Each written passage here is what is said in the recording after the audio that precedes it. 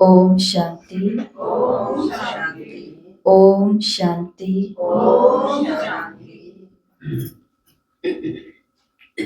खुश हैं सभी? कोई टेंशन तो नहीं, कोई चिंता तो नहीं, कोई कोई कोई तो चिंता होगी, कोई चिंता नहीं, कोई शुभ चिंता होगी, शुभ चिंता। तो आज बाबा ने यही कहा है कि तुमको क्या करनी है, फुरना तो रखना है, चिंता तो करनी है, थोड़ी फिक्र भी रखनी है। तो फिक्र किस बात की? अपने आप को बहुत बहुत बहुत अच्छा बनाने, बहुत हर खामी से मुक्त करने की, सतो प्रधान बनाने की। बाबा ने कहा कि तुम यहाँ आई किस लिए? तो मैं आई हूँ यहाँ पर नर से नारायण, नारी से लक्ष्मी बनने के लिए। उससे कम पद मुझे पसंद नहीं है। बनूंगी तो नारी से लक्ष्मी ही, बनूंगी तो नर से नारायणी। बाबा ने कहा इसके लिए बहुत खबरदारी रखनी है, कम नहीं लेना, इससे कम नहीं लेना पद, तो फिर बहुत बहुत खबरदार भी रहना पड़ेगा। क्योंकि इतनी बड़ी चैलेंज, इतनी बड़ी कमिटमेंट कर दी ना, अब सबकी निगाहें देखो, भगवान की नजर जिसकी तरफ हो जाएगी, क्या संसार की नजर उसकी तरफ नहीं होगी? होगी। तो ये हमारी एक आध्यात्मिक यात्रा है जो आज मुरली में भी बाबा ने बताई है। इस बीच में क्या क्या चीजें आ जाती हैं जो आनी नहीं चाहिए, उस खामी को हमें निकालना है, वो भी बाबा ने मुरली में हमको आज शिक्षा दी है और शक्ति भी दी है। तो आज की मुरली से लगभग 3 होमवर्क यहाँ पर लिखे हुए हैं, जिसकी चर्चा हम मुरली के लास्ट में करेंगे। तो उससे पहले मुरली को हम बहुत ध्यान से सुनेंगे, और ना केवल सुनेंगे लेकिन बाबा जो जो बातें समझा रहे हैं वहां वहां पर पहुंच करके वो बात को समझेंगे। अगर बाबा सत्युग की कोई बात समझा रहे हैं तो सत्युग में बैठ करके वो बात, परम धाम की कोई बात है तो परम धाम में बैठ के, आत्मा की कोई बात है तो इसी स्थान पर बैठ करके वो बात को देखेंगे भी और समझेंगे भी। तो आज 25 नवंबर 2025 है, 25/11/25। बाबा ने कहा, मीठे बच्चे, आत्मा को सतो प्रधान बनाने का फुरना यानी फिक्र रखो। कोई भी खामी यानी कमी रह न जाए। माया गफलत ना करा दे। आत्मा को सतो प्रधान बनाने का फुरना रखो, कोई खामी रह ना जाए, माया गफलत ना करा दे। प्रश्न, तुम बच्चों के मुख से कौन से शुभ बोल सदा निकलने चाहिए? उत्तर, सदा मुख से यही शुभ बोल बोलो कि हम नर से नारायण बनेंगे, कम नहीं। हम ही विश्व के मालिक थे और फिर से बनेंगे। लेकिन ये मंजिल ऊंची है, इसलिए बहुत बहुत खबरदार रहना है। अपना पोता मेल देखना है। एम ऑब्जेक्ट को सामने रख पुरुषार्थ करते रहना है। हार्ट फेल नहीं होना। तो शरीर के हार्ट की बात नहीं है, हार्ट फेल माना कोई संशय में नहीं आना, घबरा नहीं जाना, पीछे नहीं हट जाना, ऐसा हार्ट फेल नहीं होना। ओम शांति। बाप बैठ रूहानी बच्चों को समझाते हैं। यहाँ जब याद की यात्रा में बैठते हो तो भाई बहनों को कहो कि तुम आत्म अभिमानी हो बैठो और बाप को याद करो। ये स्मृति दिलानी चाहिए। तुमको अभी ये स्मृति मिल रही है। हम आत्मा हैं, हमारा बाप हमको पढ़ाने आते हैं। तो बाबा ने कहा जब यहाँ संदली पर बैठते हो तो उस समय अपने सामने बैठे हुए सभी भाई बहनों को क्या कहना है कि हम सभी को आत्म अभिमानी होकर के बैठना है और बाप को याद करना है। ये स्मृति सबको दिलानी है। कि हमारा बाप हमको पढ़ाते हैं, हम भी कर्मेंद्रियों द्वारा पढ़ते हैं, बाप भी कर्मेंद्रियों का आधार ले इन द्वारा पहले पहले ये कहते हैं बाप को याद करो। बच्चों को समझाया गया है ये है ज्ञान मार्ग, भक्ति मार्ग नहीं कहेंगे। ज्ञान मार्ग एक ही ज्ञान का सागर पतित पावन देते हैं। तुमको पहले नंबर का पाठ यही मिलता है, अपने को आत्मा समझ, बाप को याद करो, ये बहुत जरूरी है। और कोई सत्संग में ये कहने को नहीं आएगा। भला आजकल आर्टिफिशियल संस्थाएं बहुत निकली हैं, तुमसे सुनकर कोई कहे भी परंतु अर्थ समझ न सके, समझाने का भी अकल नहीं आएगा। ये तुमको बाप कहते हैं कि बेहद के बाप को याद करो तो विकर्म विनाश हो जाए। तो दिख रहा है विकर्म विनाश होते हुए। तो जो मुरली के अंदर आता जा रहा है फिर से समृद्धि दिलाते हैं कि मुरली में वही वही दृश्य पर पहुंच जाना है। विवेक भी कहता है ये पुरानी दुनिया है, नई दुनिया और पुरानी दुनिया में बहुत फर्क है। वो है पावन दुनिया, ये है पतित दुनिया। बुलाते भी हैं हे पतित पावन आओ, आकर पावन बनाओ। गीता में भी अक्षर है मामे कम याद करो, देके सर्व संबंध त्याग अपने को आत्मा समझो। ये देह के संबंध पहले नहीं थे, तुम आत्मा यहाँ आती हो पाठ बजाने, गायन भी है अकेले आए अकेले जाना है। इसका अर्थ मनुष्य नहीं समझते, अब तुम प्रैक्टिकल में जानते हो। हम अभी पावन बन रहे हैं याद की यात्रा से, वह याद के बल से।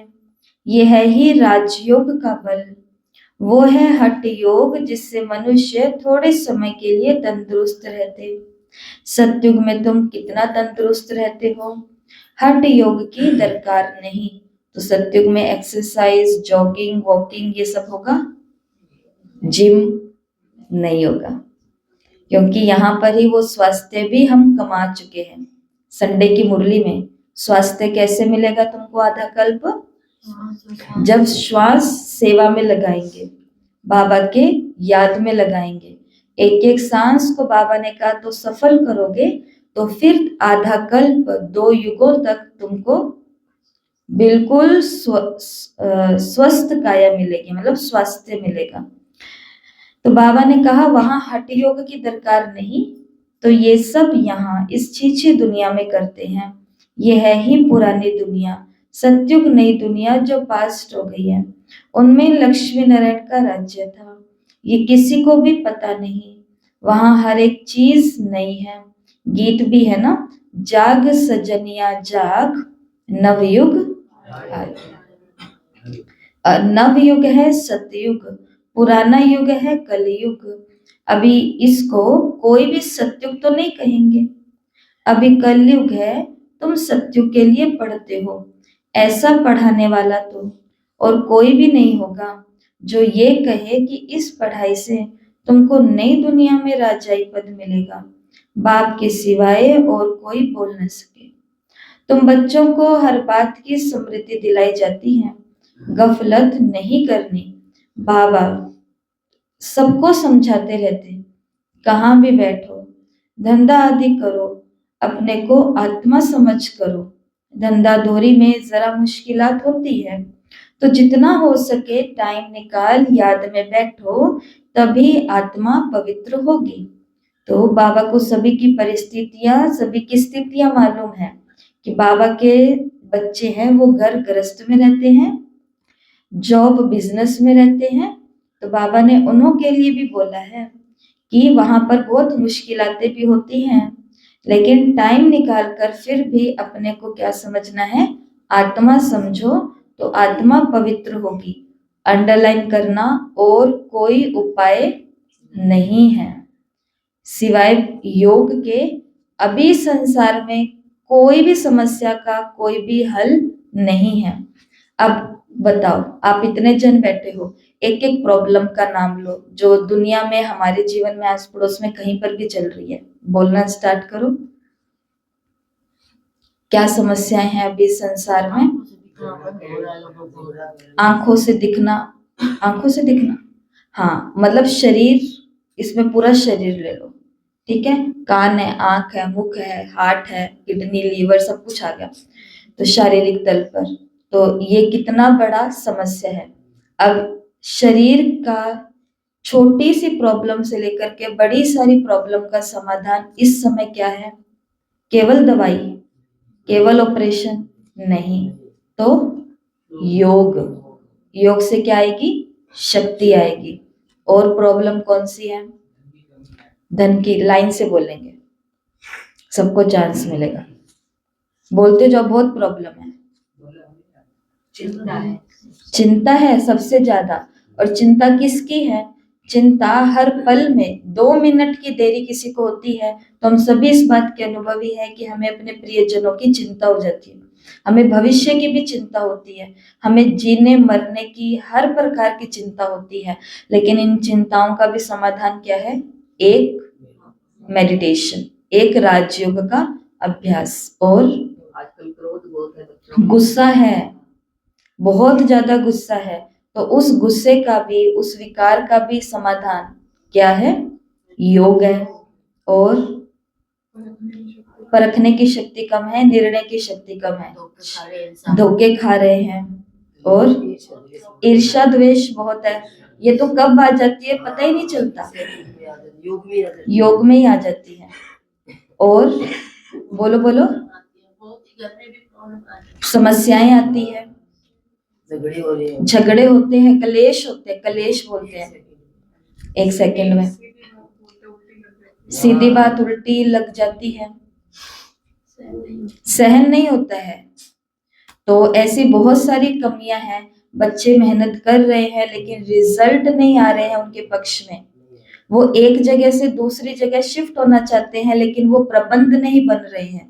वो किसी को अपनी बात समझाना चाहते हैं लेकिन किसी के पास टाइम नहीं है, शक्ति नहीं है समझने की। हम अपना मन हल्का करना चाहते हैं, किसी से माफी मांगना चाहते हैं लेकिन वो हमारी माफी को भी समझ नहीं रहे हैं।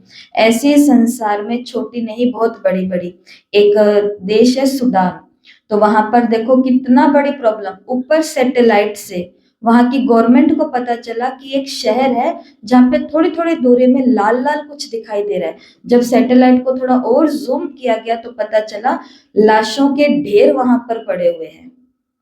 ये कहाँ से पता चला? लोगों ने नहीं बताया, क्योंकि सब चीजें मिली हुई हैं। ये सैटेलाइट से पता चला। और पता चला, वहां पर पहुंचे तो क्या पता चला? वहां पर हमारे पूरे विश्व के अंदर तीसरा नंबर वो स्थान ऐसा है टॉप 3 के अंदर जो सबसे ज्यादा सोना धरती से बाहर निकालता, सोने की खानें वहां पर। परंतु दुख की बात यह है कि 90% जो वहां का सोना है ना, वो सारा सोना स्मगलिंग, मतलब 2 नंबर के वे से जाता है। स्मगलिंग होती है, क्या बोलते हैं उसको, जो भी होता है, ठीक है, मतलब गैर कानूनी तरीके से वो निकलता है। और 10% ये जो वहां की सरकार को मिलता है। तो वहां के जितने भी लोग हैं, आप उनकी हालात, बहुत बड़ा ये वहां पर चल रहा है विषय। तो वहां के बच्चे लोग, औरतें, सब लोग हैं, उनके पास पहनने को कपड़े नहीं है, खाने को उनके पास कुछ भी नहीं है, ब्रेड वगैरह कुछ भी वहां पर नहीं है। ऐसे हालात है वहां के। वो किसके भाई बहन है? वो हमारे ही तो भाई बहन है। ऐसे दृश्य देखते हैं तो योग भी समझ में आता है क्या करना है। अब वहां पर इतना बड़ा ये दुख प्रॉब्लम चल रही है, तो इस संसार को इन दुखों से मुक्ति दिलानी है, उसके लिए भी क्या चाहिए? योग ही चाहिए। हमारी प्रॉब्लम्स इन प्रॉब्लम्स के आगे क्या है? नाखून जैसी लगती है जब ये प्रॉब्लम्स आती हैं। तो कहने का भाव ये है, ज्यादा हम इसके ऊपर कितनी चर्चा करें, क्योंकि हर कदम कदम पर प्रॉब्लम है। लेकिन समाधान, सब समस्याओं का समाधान क्या है? एक योग, बाबा की याद।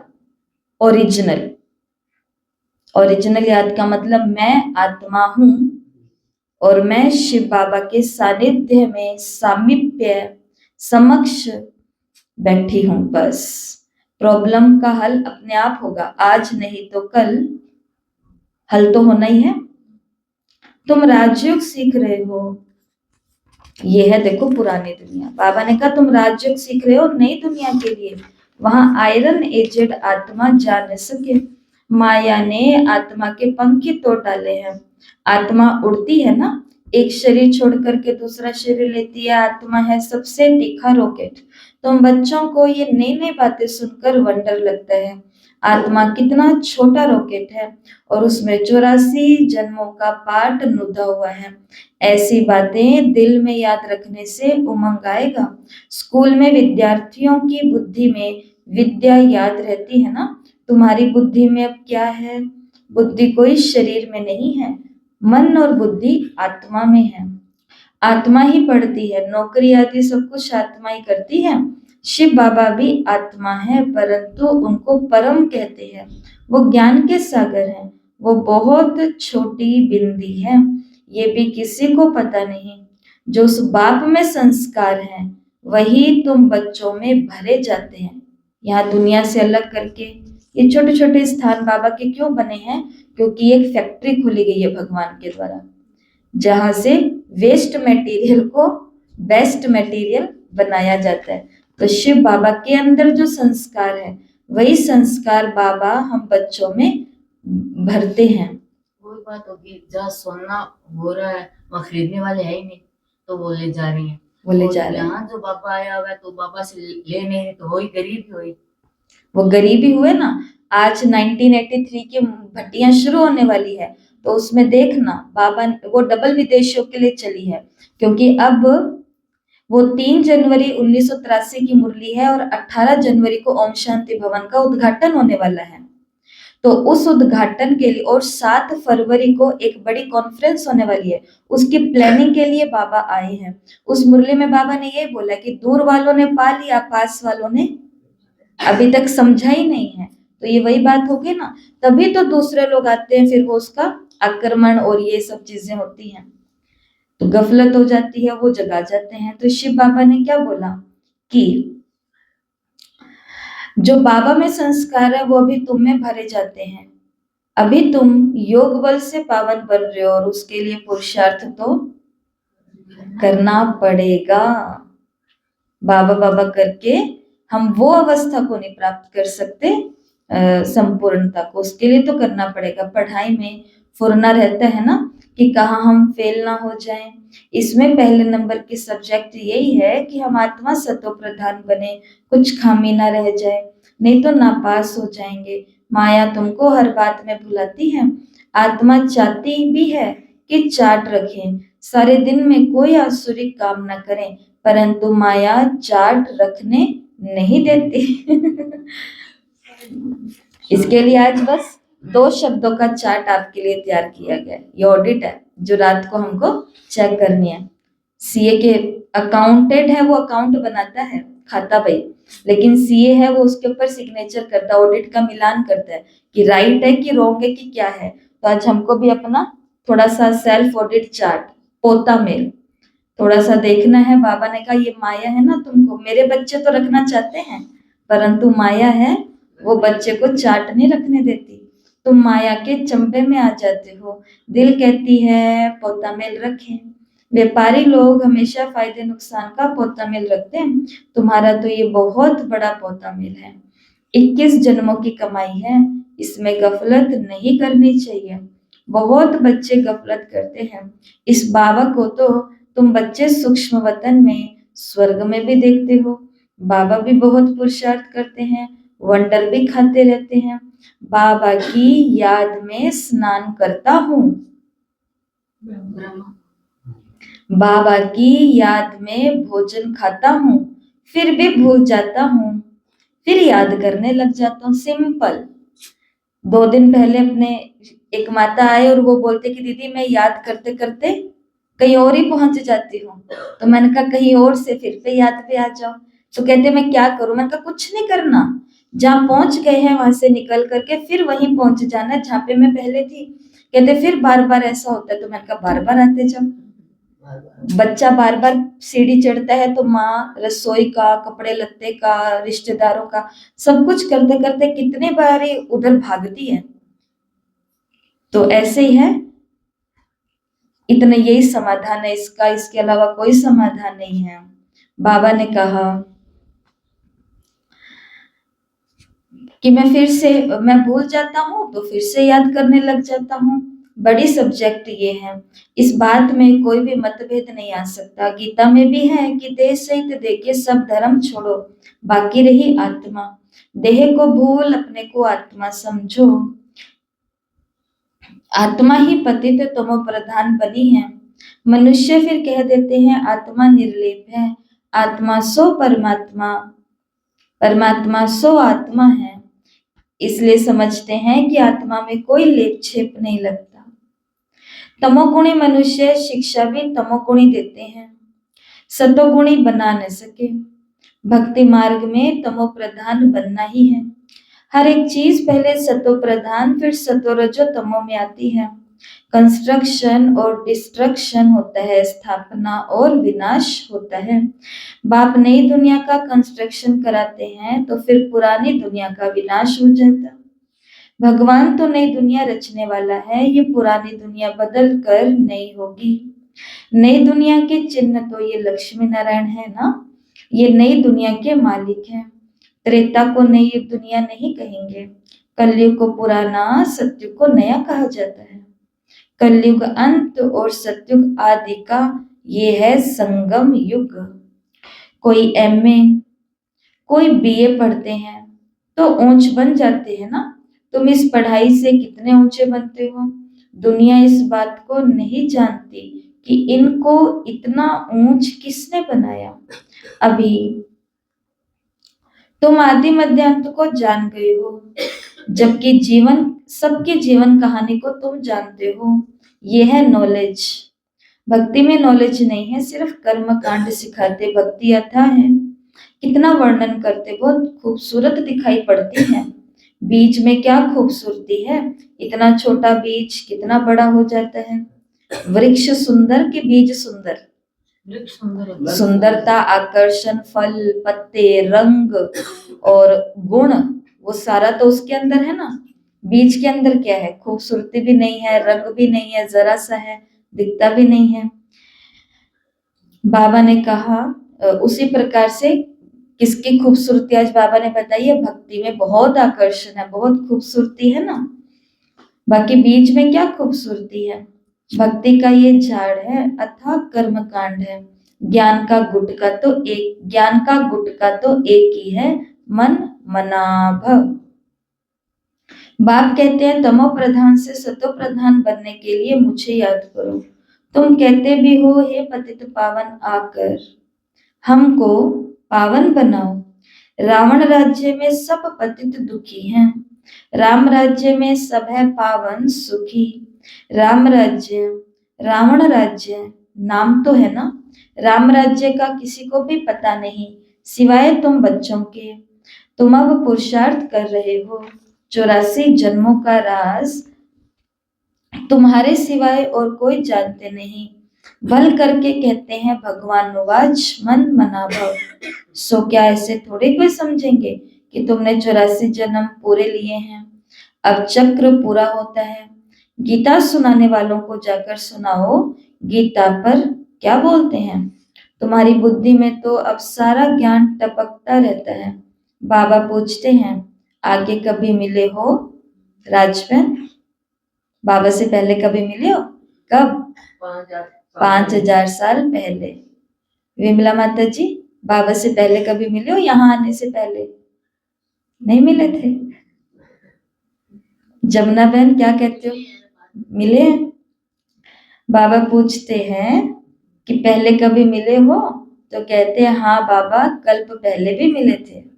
ठीक है, 5000 साल पहले भी आप यहाँ इसी क्लास में इसी रीति से हम बाबा के सामने आज के दिन बैठे थे।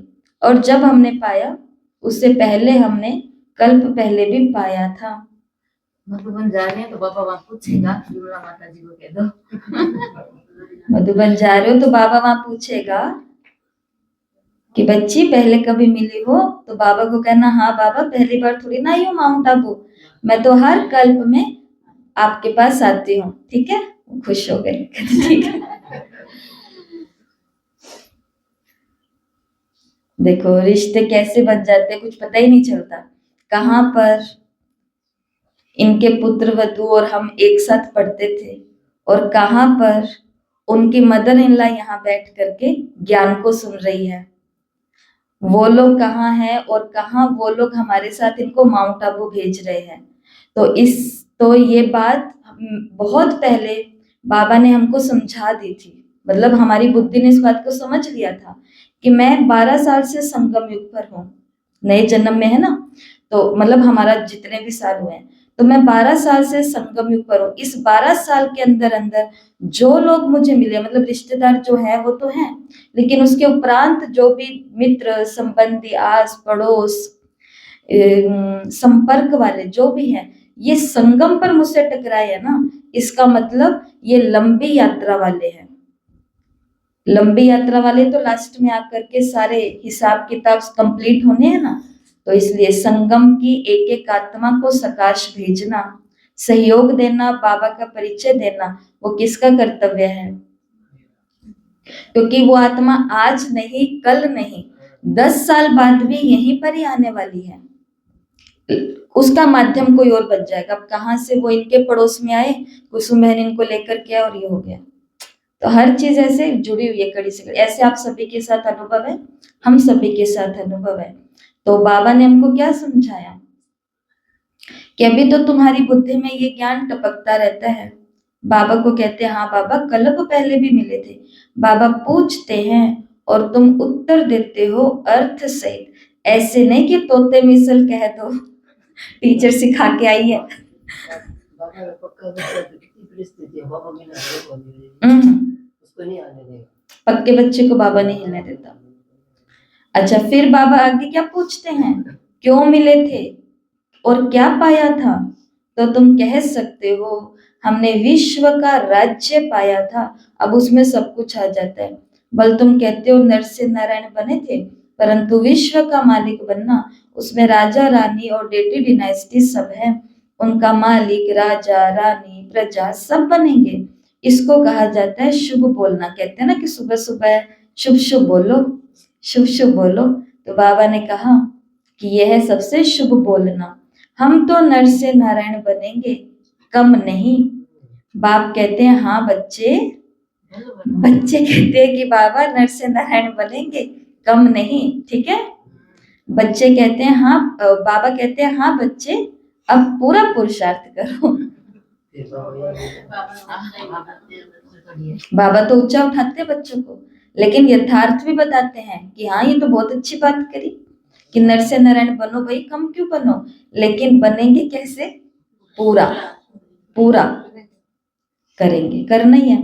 अपना पोता मेल भी देखना है कि इस हालात में क्या ऊंच पद पा सकेंगे या नहीं। ये पॉइंट है चेकिंग की। अगली पॉइंट है चेकिंग की, कितनों को मैंने रास्ता बताया। अगली पॉइंट है चेकिंग की, कितने अंधों की लाठी में बना हूं। अगर सर्विस नहीं करते तो समझना चाहिए कि हम प्रजा में चले जाएंगे। सीधा नहीं बोलता बाबा, पर घुमा करके सच भी बोल दिया कि तुम कहते तो हम नर से नारायण बनेंगे, लेकिन अपने आप में देखो प्रजा तैयार की है नहीं की, तो फिर खुद कहाँ चले जाएंगे? प्रजा में चले जाएंगे। अपने दिल से पूछना है कि अगर अभी हमारा शरीर छूट जाए तो हम क्या पद पाएंगे? बहुत बड़ी मंजिल है, तो खबरदार रहना चाहिए। कई बच्चे समझते हैं कि बरोबर हम तो याद ही नहीं करते, तो फिर पोता मेल रख करके क्या करेंगे? बाबा ने कहा उनको फिर कहा जाता है हार्ट फेल। वो पढ़ते भी फिर ऐसा ही है, ध्यान ही नहीं देते। मियाँ मिट्ठू बन करके बैठ नहीं जाना जो पिछाड़ी में फेल हो जाओ। अपना कल्याण करना है, एम ऑब्जेक्ट तो सामने है, हमको पढ़कर ये बनना है। ये भी वंडर है ना, कलयुग में तो राजाई नहीं है, सतयुग में इन्हों की राजाई देखो कहाँ से आई। सारा मदार पढ़ाई पर है। ऐसे नहीं कि देवताओं और असुरों की लड़ाई लगी, देवताओं ने जीत कर राज्य पाया। बाबा ने कहा देवताओं और असुरों की लड़ाई अब कैसे लग सकती है? ना कौरवों और पांडवों की लड़ाई है। लड़ाई की तो बात ही निषेध हो जाती है। पहले तो ये बताओ कि बाप कहते हैं देह के सब संबंध छोड़ अपने को आत्मा समझो, तुम आत्मा अशरीरी आई थी, अब वापस जाना है। पवित्र आत्माएं वापस जा सकेंगी, तमो प्रधान आत्माएं तो नहीं जा सकेंगी। तो आपके लिए प्रश्न है जो कोर्स के दिनों में आपको सिखा दिया गया था सभी को, तो वही प्रश्न फिर से पूछ रही हूँ। आत्मा पवित्र कैसे बनती है? 2 तरीकों से। वो 2 तरीके कौन से हैं? जिनको आता है वो हाथ ऊपर करो। पिंकी बहन? तो एक है कर्म भोग और एक है कर्म योग, यही उत्तर है। तो 2 ही तरीके हैं, इसलिए ये जो दुनिया में हम देख रहे हैं ना कि दुख पर दुख आ रहे, दुख पर दुख आ रहे, ऊपर से ये दुख पर दुख लग रहे हैं, लेकिन आत्मा के हिसाब किताब चुकतू हो रहे हैं।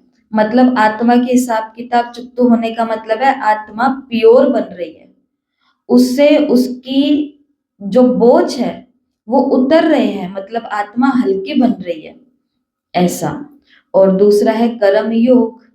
तो दोनों ही तरीके से, कुछ कर्म योग से पावन बनकर अपने घर जाएंगे, कुछ भोग भोग करके खाली हो जाएंगे, आत्मा बिल्कुल प्योर बन जाएगी, फिर घर जाएंगे। इसलिए बाबा कहते हैं अब कल्याण के हर दृश्य में क्या है?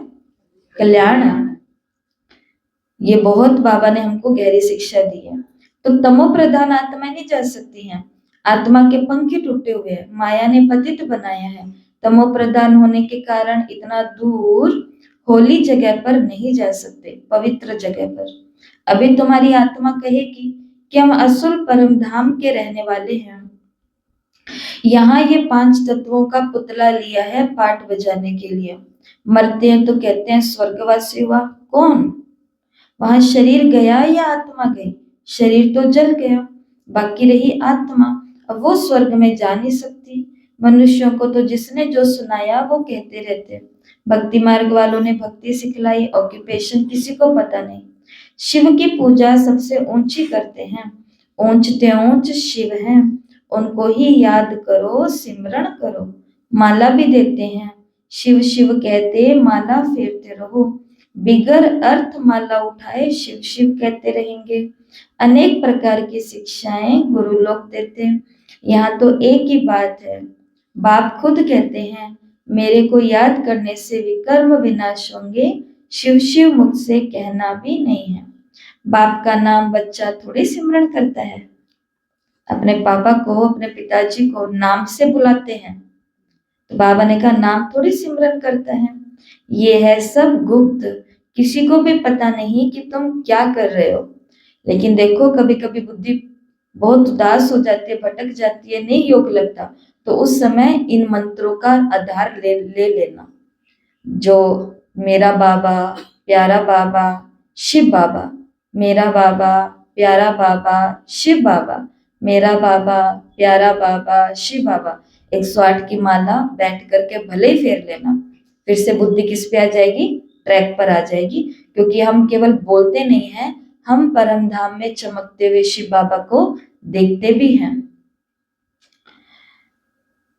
बाबा ने कहा किसी को भी ये पता नहीं कि तुम क्या कर रहे हो। जिन्होंने कल्प पहले समझा होगा वही समझेंगे।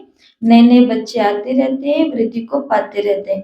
आगे चल ड्रामा क्या दिखलाएगा, सो तो साक्षी होकर के देखना है।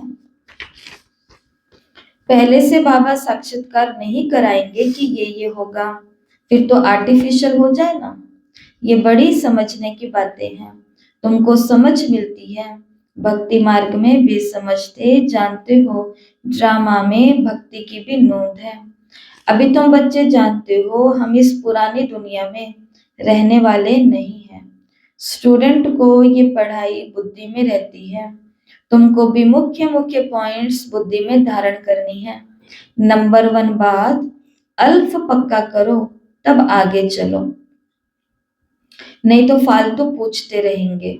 कोर्स के लिए बाबा कह रहे हैं, बच्चियां लिखती है कि फलाने ने लिख करके दिया कि गीता का भगवान शिव है, ये तो बिल्कुल ठीक है, भले ऐसे कहते हैं, परंतु बुद्धि में कोई बैठता थोड़ी है। अगर समझ जाएं कि बाप आया है तो कहें कि ऐसे बाप से जाकर मिले।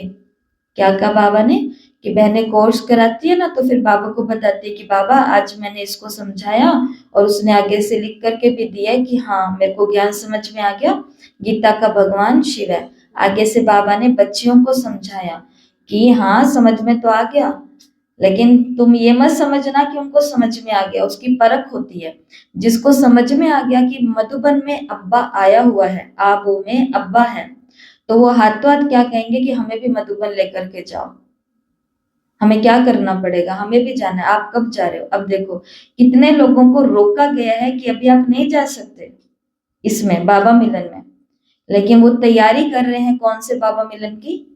अगले बाबा मिलन की।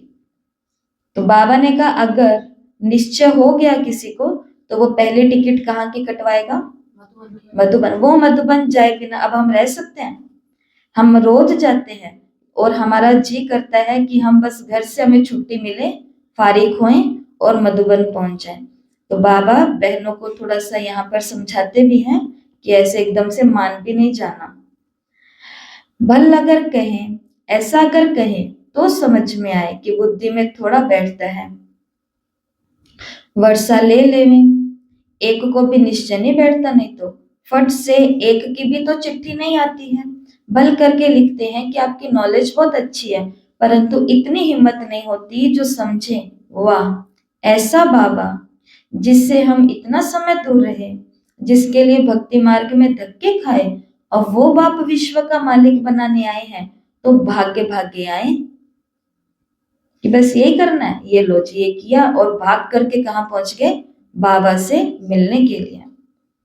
और बाबा मिलन के दिन तो बस साकार बाबा से अव्यक्त हुआ, अव्यक्त का भी अव्यक्त चल रहा है पाठ, और कब ये वाला पाठ भी कंप्लीट हो जाएगा। टू लेट का बोर्ड लगा और कुछ भी नहीं बचेगा। आगे चल निकलेंगे ऐसे। अगर बाप को पहचानना है, ऊंचे ते ऊंचा भगवान है, तो उनका वो बनो ना। समझानी ऐसी देनी चाहिए जो कपाट ही खुल जाए। कहते हैं ना, उन्होंने ऐसा समझाया कि मेरी तो बुद्धि के सारे कपाट ही खुल गए। तो खुले हुए सभी के कपाट खुले हुए हैं, ऐसा हमको किसी को समझाना चाहिए। अच्छा, मीठे मीठे सिकिलते बच्चों प्रति माता पिता बाप दादा का याद प्यार और गुड मॉर्निंग। रूहानी बाप की रूहानी बच्चों को नमस्ते। हम रूहानी बच्चों की रूहानी माता पिता बाप दादा को याद प्यार, नमस्ते, गुड मॉर्निंग, ओम शांति, शुक्रिया बाबा शुक्रिया, वाह बाबा वाह। धारणा के लिए मुख्य सार। पहला, धंधा आदि करते आत्मा को पावन बनाने के लिए समय निकाल याद की मेहनत करनी है। देखो समय मिलेगा किसी को नहीं, समय निकालना पड़ेगा, ये मेहनत करनी है। कोई भी आसुरी काम कभी नहीं करना है। दूसरा, अपना और दूसरों का कल्याण करना है। पढ़ाई पढ़ना है और पढ़ाना है। मियाँ मिट्ठू योग का कहेंगे कि हाँ हमें आता है योग, हाँ हम पढ़ाई करते हैं, हाँ हाँ हमने तो सब किया हुआ है, हमें सब पता है, करते कुछ नहीं है। तो बाबा ने कैसे मियाँ मिट्ठू भी नहीं बनना है, प्रैक्टिकल में पढ़ना भी है खूब सारा और मेहनत करके पढ़ाना भी है। याद का बल जमा करना है। और आज प्यारे बाबा ने हम सभी को वरदान दिया है, नाम और मान के त्याग द्वारा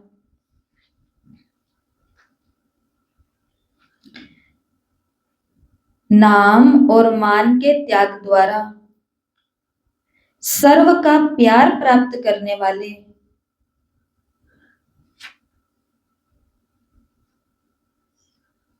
विश्व के भाग्य विधाता भव। नाम और मान के त्याग द्वारा सर्व का प्यार प्राप्त करने वाले विश्व के भाग्य विधाता भव। जैसे बाप को नाम रूप से न्यारा कहते, लेकिन सबसे अधिक नाम का गायन बाप का ही है, वैसे आप भी अल्पकाल के लिए अल्पकाल के नाम और मान से न्यारे बनो तो सदा काल के लिए सर्व के प्यारे स्वतः ही बन जाएंगे। जो नाम मान के भिखारीपन का त्याग करते हैं वो विश्व के भाग्य विधाता बन जाते हैं। छोटा लड्डू चाहिए कि बड़ा? बड़ा तो उसके लिए छोटे को तो, क्योंकि बड़ा तो एक हाथ में आएगा नहीं ना, उसके लिए तो दोनों हाथ लगाएं, और एक हाथ को अगर छोटे लड्डू में बिजी करके रखा है तो ये तो जाएगा और उसमें हमको मजा नहीं आएगा। इसके लिए त्याग, बाबा ने कहा अल्पकाल का जो नाम मान है उसका क्या हो जाए? त्याग हो जाए। जैसे कि मेरे को पूछा नहीं, मेरे को बताया नहीं, मेरे को तो पीछे छोड़ दिया, मेरे को तो लेके ही नहीं गए, मेरे से तो डिस्कस ही नहीं किया, ये सब बातें क्या होती है? नाम और मान की होती है। हम इतने है नहीं को हमसे कुछ पूछ करके किया जाए, या तो ऐसा हमें बनना पड़ेगा कि हमारे बिना वो काम हो ही नहीं रहा तो हमको पूछा जाएगा, नहीं तो खुद को हमेशा down to earth, down to earth कहाँ रखना है? धरती पर, और धरती से भी नीचे रखना है।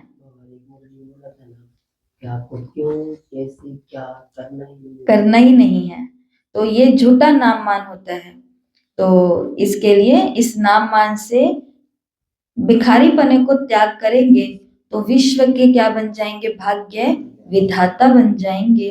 कर्म का फल तो स्वतः ही आपके सामने संपन्न स्वरूप में आएगा, और ऐसा हो नहीं सकता कि हम कोई कर्म कर रहे हैं और उसका फल हमें ना मिले। उसका संपन्न फल बाबा ने कहा तुम्हारे सामने खुद चल के आएगा।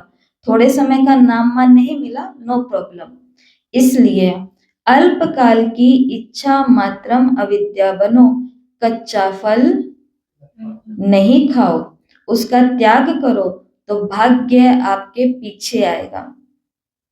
भाग्य पीछे आएगा और आकर के ऐसे हाथ लगाएगा और कहेगा मैं हूं तुम्हारा कौन? भाग्य। हम कहेंगे कौन हो? वो कहेगा मैं तुम्हारा भाग्य हूं। ऐसा ही होता है। इसके लिए कच्चा फल नहीं, उसका त्याग करो तो भाग्य आपके पीछे पीछे आएगा। स्लोगन, परमात्मा बाप के बच्चे हो तो बुद्धि रूपी पांव सदा तख्त नशीन हो। परमात्मा बाप के बच्चे हो तो बुद्धि रूपी पांव सदा तख्त नशीन हो। बड़े घर के बच्चों के पांव मिट्टी में होते हैं कि कालीन पर होते हैं? मलमल के। ऐसे शिव बाबा ने कहा कि तुम परमात्मा के बच्चे हो तो बुद्धि रूपी जो पांव है वो सदा तख्त नशीन हो, बुद्धि हमेशा भगवान पर लगी रहे। और आज के अव्यक्त इशारे हैं, कोई भी सेवा के प्लान्स बनाते हो भले बनाओ भले सोचो, लेकिन क्या होगा उस आश्चर्यवत होकर के नहीं, विदेही और साक्षी बन के सोचो। सोचा, प्लान बनाया और सेकंड में प्लेन स्थिति बनाते चलो। अभी आवश्यकता स्थिति की है। प्लान बनाने के लिए भी सोचना पड़ेगा, उसको प्रैक्टिकल में लाने के लिए भी प्लान बनाना पड़ेगा। बाबा ने कहा बस इतना ही काम करना है, सोचो, प्लान बनाओ और सेकंड में उसको संपन्न करो। अभी स्थिति की आवश्यकता है। ये विदेही स्थिति परिस्थिति को बहुत ही सहज पार करा लेगी, जैसे बादल आए और चले गए। विदेही अचल अडोल को, विदेही अचल अडोल हो ये खेल देख रहे हैं। इसलिए बाबा ने कहा कई सेवाओं के प्लान्स हैं, वो बनेंगे भी होंगे भी, लेकिन हमेशा हो सकता है कि वो संपन्न ना हो। तो बाबा ने कहा वहां पे अपनी बुद्धि को क्या कर दो? स्थिर कर दो, अचल अडोल कर दो, साक्षी कर दो। ठीक है, तो ये आज की मुरली रही, बाबा के महावाक्य रहे। तो आज की मुरली से 3 अभ्यास है। सबसे पहला आज का शुभ अभ्यास क्या करना है, जो बाबा ने कहा तुम्हें शुभ बोलना है, तो आज दिन में कम से कम 10 बारी, कम से कम 10 बारी खुद को बोलना है। अब चाहे शीशे के आगे जाकर के बोलो, अब चाहे फोन, अब कईयों को शीशे तक जाने की आवश्यकता नहीं है तो फोन के अंदर कैमरा आता है, उस कैमरा को खोलो और खुद को देखो और उसके अंदर बोलो। या फिर बैठे बैठे भोजन पकाते, काम करते भी, कुछ भी करते, आज शुभ अभ्यास करना है शुभ बोलने का। मैं नर से नारायण बनने आई हूँ, कम नहीं। कहाँ आई हूँ? कहाँ? यहाँ पर अपना केंद्र देखो, जिस भी केंद्र पर आप जाते हैं, यहाँ पर आप मधुबन देखो, यहाँ पर आप बाबा की गोदी देखो, कुछ भी देखो। जहां मैं पहुंची हूँ ना, वहां मैं किस लिए पहुंची हूँ? तो सिर्फ ये एक संकल्प होगा ना, इसमें बाकी सारे संकल्प खत्म हो जाएंगे। मैं यहाँ इसको देखने नहीं आई, मैं यहाँ उसको देखने भी नहीं आई, मैं यहाँ जिज्ञासुओं को देखने के लिए नहीं आई, मैं यहाँ हमारे टीचर को देखने नहीं आई कि ये करती है कि नहीं करती। मैं यहाँ किस लिए आई हूँ? नर से नारायण। अब माताएं हैं वो नारी से लक्ष्मी बोलना चाहे, उनको लक्ष्मी बनना है तो लक्ष्मी बोलना, उनको नारायण बनना है तो नारायण बोलना, जो भी आपको है। पर ये है आज का जो बाबा ने दिया है, मैं नर से नारायण बनने आई हूँ, कम नहीं। रिपीट करें एक साथ में, मैं नर से नारायण बनने आई हूँ, कम नहीं।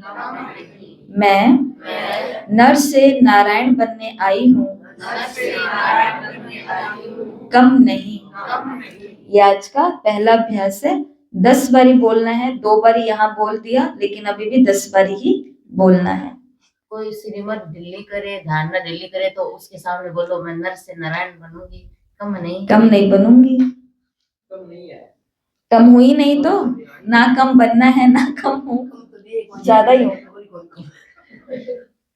ठीक है। और आज बाबा ने कहा है तुम तो कम नहीं हो, पर ये है जो तुमको कम कर देती है, और वो है माया। तो माया की चेकिंग करनी है आज पूरे दिन में। ऐसा मुरली के अंदर ये नहीं आया है, पर यहाँ पर जो मेरे को अच्छा लगा वो लिख दिया, जो हमको डिस्टर्ब कर देता है ज्यादा तरीके से, तो वो है गुस्सा, आलस्य।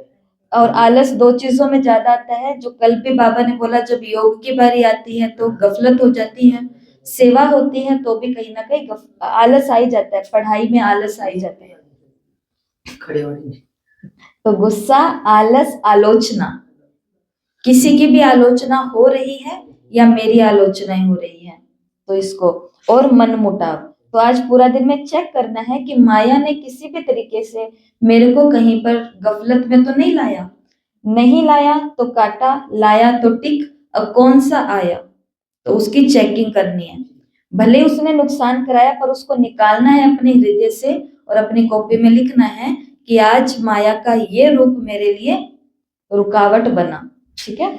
और आज का तीसरा काम है जो रात को सोने से पहले करना है, और वो है आज मैंने कितनों को रास्ता दिखाया। बाबा ने कहा ना, ये इसी के ऊपर ही लिए हैं सारे काम, कि नर से नारायण तो तुम बनोगे, कम तो तुम नहीं बनोगे, लेकिन उसके लिए प्रजा भी तो तैयार करनी पड़ेगी। तो आज मैंने किसको रास्ता दिखाया, और ये गिनती नहीं करना, एक कोई तो दिखाया बाबा, एक ही प्रजा बनेगी।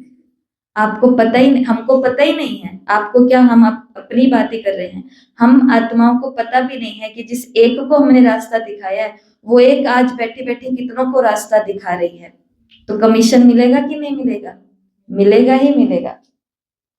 तो मैंने आज कितनों को रास्ता दिखाया, तो मायने ये नहीं रखता कितने हैं, मायने ये है कि रास्ता दिखाया है ना। अभ्यास होना चाहिए। आपको एक काम दिया था व्यक्त मुरली में, प्रिय निजात्मा का लेटर लिखना। देखो वो होमवर्क हम लोगों का तो पूरा हो गया, उसको तो 5-6 दिन हो गए। एक माता वो अभी तक की वो होमवर्क कर रही है, इसी मोहल्ले के अंदर वो घूम रही है डेली, और पुराने वालों को कह रही है कि आजकल आप चलते क्यों नहीं, आप तो प्रिय निजात्मा हो ना, आप तो पहले जाते थे ना, आप तो उनको सुनते थे ना। और सामने वाले उनको डाउट बता रहे हैं कि हम वहां क्यों नहीं जाते, क्योंकि मेरे मन में ऐसी बात है वैसी बात है, और वो उन बातों का समाधान कर रही है। कल ही बता के गई है, डेली का प्रिय निजात्मा चल रहा है उसका अभी तक होमवर्क। कितना सुंदर है ये। तो मैंने कितनों को रास्ता दिखाया। रास्ता मतलब अज्ञानी भी आ गए हैं और ज्ञानी बंधु भी आ गए हैं इसके अंदर, और ये चेकिंग रात को करनी है। मैंने कितने काम आज आत्म अभिमानी होकर के किया। भोजन आत्म अभिमानी होकर पकाया मैंने, कपड़ा आत्म अभिमानी होकर धोया, बाइक आत्म अभिमानी होकर के चलाई। ऐसे हर काम को रात को निकालना कि आज मैंने कितने दिनचर्या के कार्य, क्योंकि आज ब्रह्मा बाबा ने भी बताया कि स्नान बाबा की याद में करता हूँ, भोजन बाबा की याद में करता हूँ, तो हमें ब्रह्मा बाबा की नकल करनी है, फॉलो फादर करना। तो हम भी आज रात को निकालेंगे कि मैंने कौन से काम आत्म अभिमानी होकर के किए। ठीक है। ये आपके इस वीडियो के डिस्क्रिप्शन बॉक्स में भी आता है, और ये ग्रुप के अंदर भी आएगा, तो सभी को ये जरूर करना है। आज का स्वमान, मैं नर से नारायण बनने वाली आत्मा हूँ। मैं नर से नारायण बनने वाली आत्मा हूँ। ओम शांति।